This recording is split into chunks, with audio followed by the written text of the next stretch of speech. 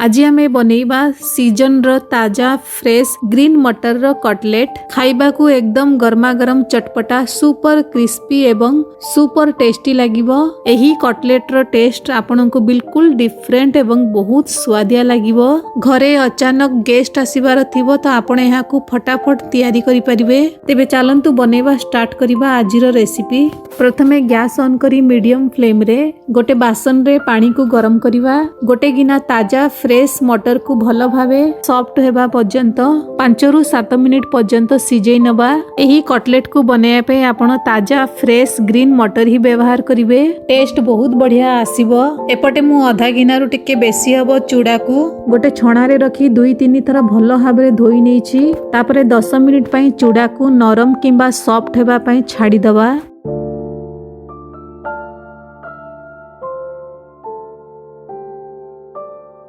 एठारे 6 मिनिट परे मु मटर को चेक करि नेबी।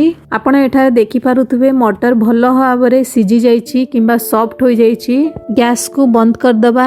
मटर को गोटे छणा रे छाणी करी अल्प किछि समय ठंडा हेबा पई छाडी दबा। एबे मु एठारे गोटे हेमदस्ता रे गोटे इंच अदा एवं 2टी राग कंचा लंका को एभली छेची नेबी। तापरे एथिरे गोटे चामच धनिया पकेइबा, आधा चामच जीरा पकेइबा, आधा चामच गोलमरीच पकेइबा एवं आधा चामच पानमुहुरी पकेई पुणी थरे सबको भल भावे दरदरा करी कुटी नबा। आपण चाहिले एही मसला को मिक्सर ग्राइंडर रे दरदरा करी ग्राइंड करि परिबे, किंतु एभली भाबरे मसला को हेमदस्ता रे कुटिले कटलेट रे मसला रा फ्लेवर बहुत बढ़िया आसीबो।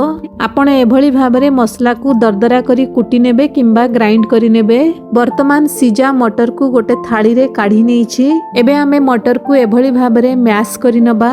बेसी नाही किंतु अल्प किछि एभली भाबरे दरदरा करी मैश करी नबा। एभली भाबे मटर को दरदरा करी मैश करिले कटलेट रो टेस्ट बहुत बढ़िया आसी थाए। आपण एभली भाबे मटर को दरदरा करी मैश करी नेबे। एबे आमे एथिरे धोई करी रखिथिबा चूड़ा को ऐड करिबा। चूड़ा भी बहुत बढ़िया नरम किंबा सॉफ्ट हो जाईछि। गोटे बड़ चामच कद्दूकस करी गाजर को पकेइछि। तापरे एथिरे गोटे बड़ चामच बंधा कोबी को एभली पतला पतला काटी करी पकेइछि। ताजा फ्रेश धनिया पत्र को भी छोट छोट काटी करी पकेइछि। आपण चाहिले एथिरे मक्का एवं शिमला लंका को छोट छोट चॉप करिकी पकेई परिबे। गोटे बड़ चामच भजा होइथिबा बादाम को कुटी करी पकेइछि। आपण चाहिले एथिरे गोटे चामच भजा राशि भी पकेई परिबे। अल्प किछि हळदी गुंड पकेइबा। तापरे मु एथिरे बाइंडिंग पई 2 बड़ चामच बेसन पकेइछि। अधिका बेसन पकेइबे नाही, नहले मटर बदल रे बेसन रही टेस्ट आसीबो एवं कटलेट कंचा रहिबार भी चांस थाए। आवश्यकता अनुसार केवल बाइंडिंग पई ही बेसन व्यवहार करिबा। आपण बाइंडिंग पई बेसन बदल रे ब्रेड क्रम्ब भी व्यवहार करि परिबे। कुटी करी रखिथिबा मसला भी ऐड करिबा। गोटे चामच घर तयारी चाट मसला भी पकेइछि। 2 छोट चामच लेंबू रस पकेइबा। गोटे चामच कश्मीरी लाली लंका गुंड भी पकेइछि। आपण गोटे चामच राग कंचा लंका गुंड भी पकेई परिबे। आपण चाहिले एथिरे काजू एवं किशमिश को छोट छोट काटी करी पकेई परिबे। बहुत बढ़िया टेस्ट आसीबो। गोटे पिंच खाइबा सोडा पकेइछि। सबको थरे भल भाबरे मिक्स करि नबा। तापरे स्वाद अनुसार लूण पकेई सबको भल भाबरे मिक्स करिबा।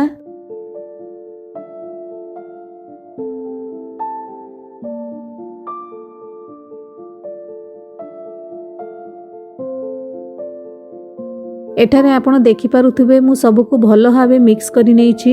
एबे आमे एथिरे कटलेट बनेइबा। एठारे आपण निज पसंद हिसाब रे कटलेट रो शेप देई परिबे। आपण देखि पारुथबे मु एठारे कटलेट को एभली भाबरे शेप देइछि। निज पसंद हिसाब रे आपण कटलेट रो शेप देई परिबे। हाथ रे अल्प किछि तेल लगेई भी आपण कटलेट रो शेप देई परिबे। कटलेट रो शेप गुडा को बेसी मोटा करिवे नाही, मीडियम थिकनेस रो ही बनेइबे। आपण एठारे देखि पारुथबे मु किछिटा कटलेट बनेई नेछि। तेबे चलंतु फ्राई करि नबा। मु एठारे मीडियम फ्लेम रे तेल को भलो भाबरे गरम करि नेछि। एबे आमे कड़ाई रे जेतिकी कटलेट आसीबो सेतिकी देई मीडियम फ्लेम रे छाणीबा। कटलेट रो दुई पाख बढ़िया गोल्डन ब्राउन कलर आसीबा पर्यंत एवं बढ़िया क्रिस्पी हेबा पर्यंत मीडियम फ्लेम रे छाणी नबा। एभली भाबे सबु कटलेट को आमे छाणी नबा।